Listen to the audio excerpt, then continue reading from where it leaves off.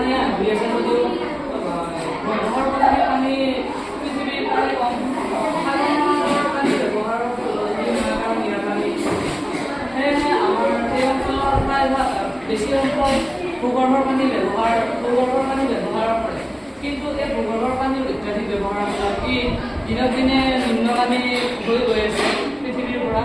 সেয়েহে আমি এই ভূগৰ্ভৰ পানী সংৰক্ষণৰ বাবে বৰষুণৰ পানী সংৰক্ষণ কৰিব লাগিব। সেয়েহে আজি এই বৰষুণৰ পানী সংৰক্ষণৰ বাবে আমি প্ৰজেক্ট এটা ল'ব পাৰোঁ। যেনে বৰষুণ দিলে এই ঘৰৰ টিঙৰে বৈ আহি এই গ্ৰামত জমা হ'ব পানী, আৰু এই পানী আমি বিভিন্ন কামত ব্যৱহাৰ কৰিব পাৰোঁ। ফলত ভূগৰ্ভৰ পানী বহু পৰিমাণে ৰাহি হ'ব আৰু খেতি পথাৰতো ইয়াৰ যোগান ধৰিব পাৰোঁ। সেয়েহে আমি বৰষুণৰ পানী সংৰক্ষণ কৰিলে ভূগৰ্ভৰ পানী ব্যৱহাৰ কমি